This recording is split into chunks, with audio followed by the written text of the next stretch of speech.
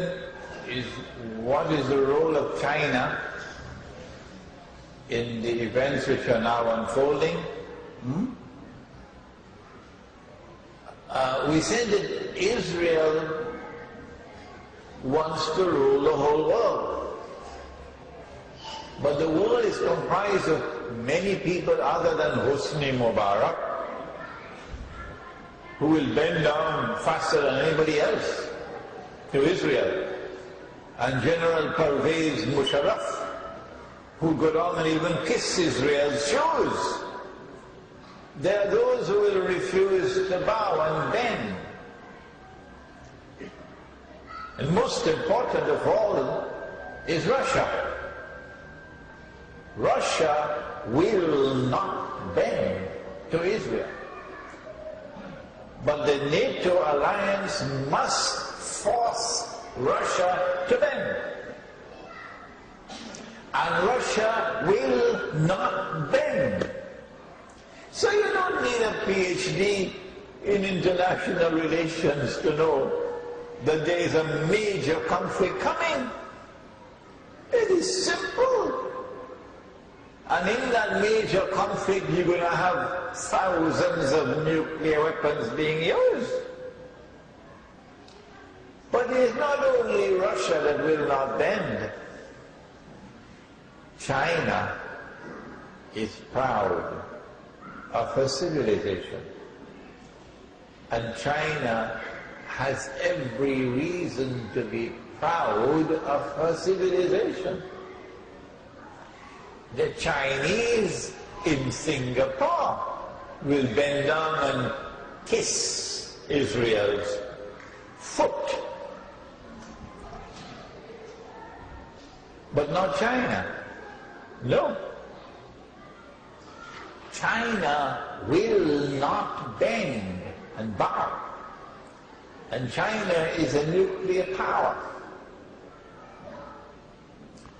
And so we can easily anticipate the Chinese-Russian alliance being restored, and that Iran and Turkey will be part of that alliance, because the Prophet said, alayhi salatu wasalam, that you will make an alliance with Rome. Rome is not Rome, the capital of Italy. Nonsense. Rome in the Quran is the Byzantine Empire, Rome. And the Byzantine Empire, which had its capital in Constantinople, has now been taken over by Russia, Eastern Orthodox Christianity. So the Prophet said, alayhi salatu wasalam, that you will make an alliance with Rome. But probably this hadith never reached Pakistan, because they made the alliance with Washington. When I speak like this, of course, the price I pay is that I cannot visit Pakistan anymore. I don't mind paying that price. And so we have a nuclear war coming up between the NATO alliance on one side and Russia and China on the other side. They will mutually destroy each other. This book explains it as the Gog and Magog war.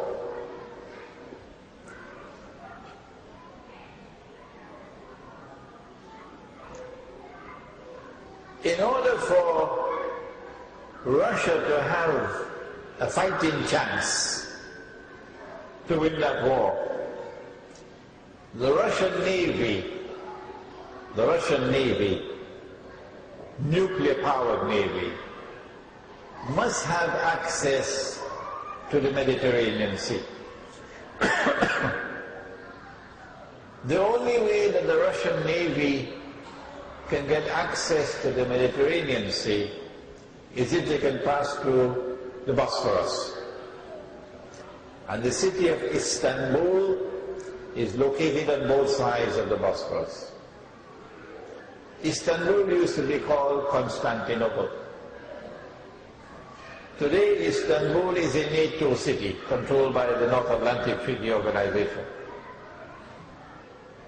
But the Prophet sallallahu alayhi wasallam made a prophecy that you will conquer Constantinople. And he praised the Amir of that army, and he praised that army. Ni'am al-Jaysh, Ni'am al-Amir. I understand that prophecy to be located in Akhir al-Zaman, not the previous conquest. And so I'm anticipating civil war in Turkey, so that the Turkish people can liberate themselves from the control of the Turkish armed forces, which are pro-Israel. And that civil war will result in victory for Islam. And so NATO will lose its control over Constantinople. Once that happens, the Russian fleet can now enter the Mediterranean.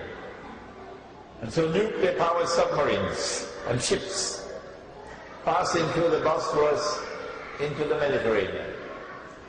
China is also nuclear power.